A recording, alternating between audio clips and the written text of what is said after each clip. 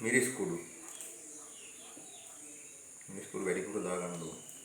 තමන්ගේ රහේ ඊට තමන්ගේ දිවේ හැටියට දාන්න ඕන. ඊට කහතු.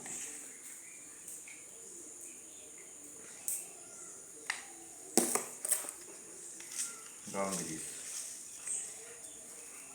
කොච්චර දැම්මත් කවන්නේ නැහැ. ඉතින් තමන්ට කන්න පුළුවන්. මම නම් ඉතින් සැරට කන්න මිනිහෙක්ින්ද වැඩිපුර දාන්න.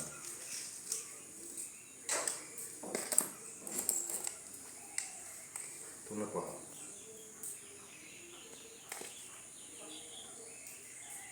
යාළුවනේ කියන්න බෑනේ මම මේ හදන්නේ බීෆ් කරියක් හදන්නේ.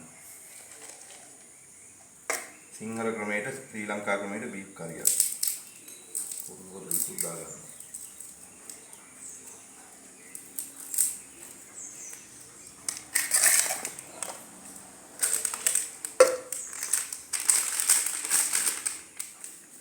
මස්කාරි මිශ්‍රණය.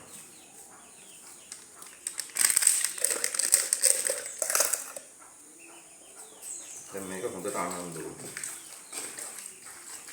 ලුණු ටිකක් දාගන්න ඕනේ.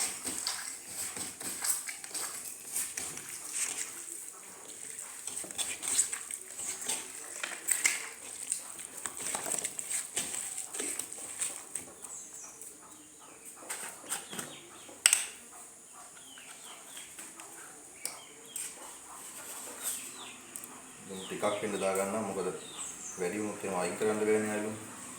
පස්සේ රහ ගාලා ලුණු දාගන්න.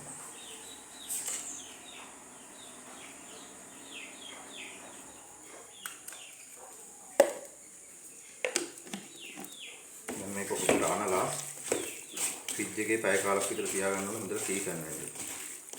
ඒක තමයි අතට මිනිස් ඔක්කොම අහන්නේ.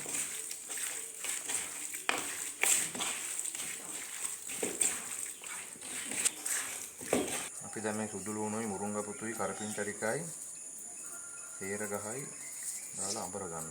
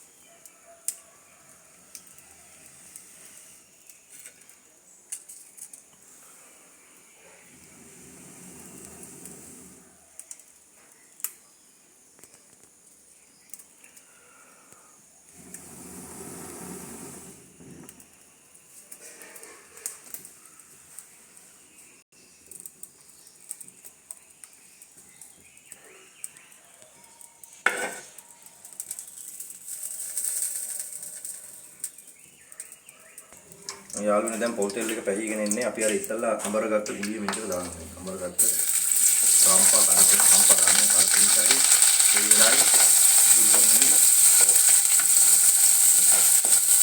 ඒක දාලා මම ඉස්සලා තියන්න ඕනේ. හරිද?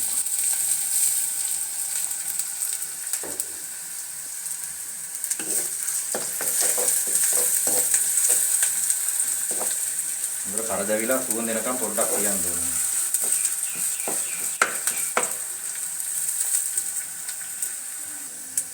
මේකටම උඩුපාල් ටිකක් දාගන්න.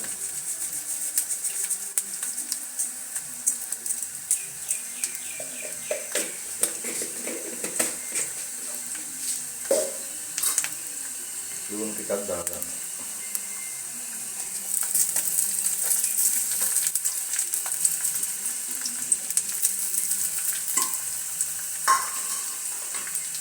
Sampai tidak dalam.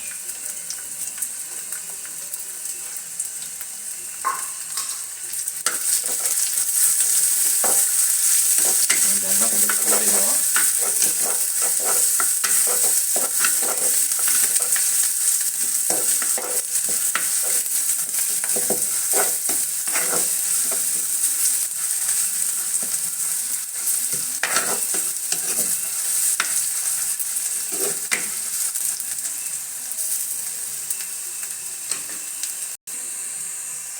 දැන් හොඳට කරදරිලා සුවඳ එනවා.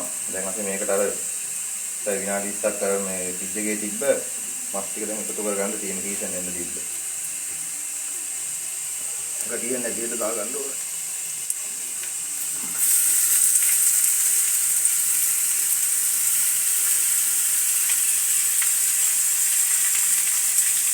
දැන් යාළුවනේ මේ මැටි කෝප්පෙම හොදලා වතුර ටිකක් ඕකටම දාගන්න.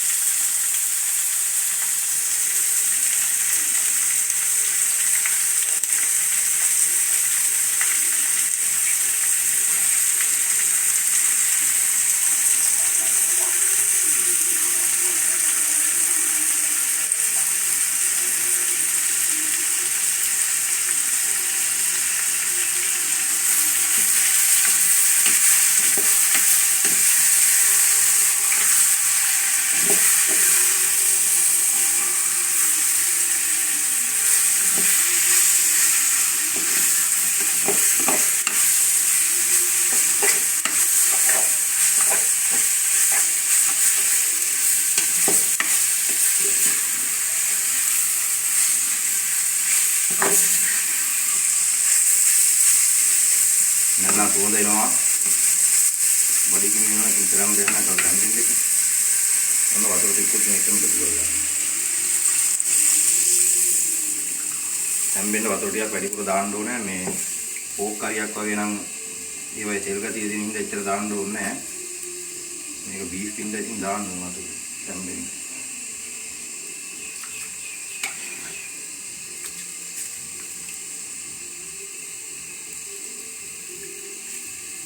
දැන් ඉතින් මද ගින්දරේ තැම්බෙන්න තියන්න තමයි තියෙන්නේ.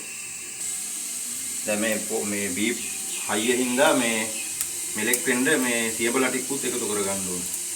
සියබලා දෙකි හතරක් විතර දැම්මම හොඳට මෙලෙකයි ඒක කණ්ඩ ලේසි. නැත්තම් හපන්න අමාරුයි. යාළුවනේ දැන් නම් මේක මේ හොඳ ගාන දිදිලා තියෙන්නේ කුණුදත් එනවා.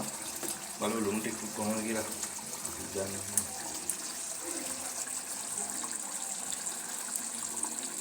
ලුණු ඇති මේක දැන් මේ අඩු මේ ගින්දර පොඩ්ඩක් එළියට ඇදලා මද ගින්දරේ තියන්න ඕන. තව ටිකක් කරලා තව හොද්ද වැඩි මේ ඉඳින්න තියන්න ඕන. දැන් රහයි.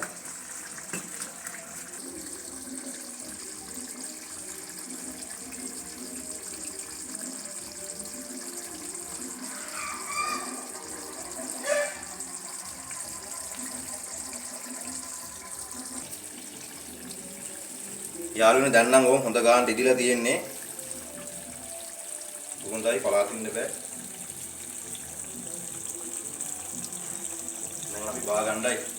දැන් අපි බා ගන්නයි යන්නේ. මොනවයි බාන්න.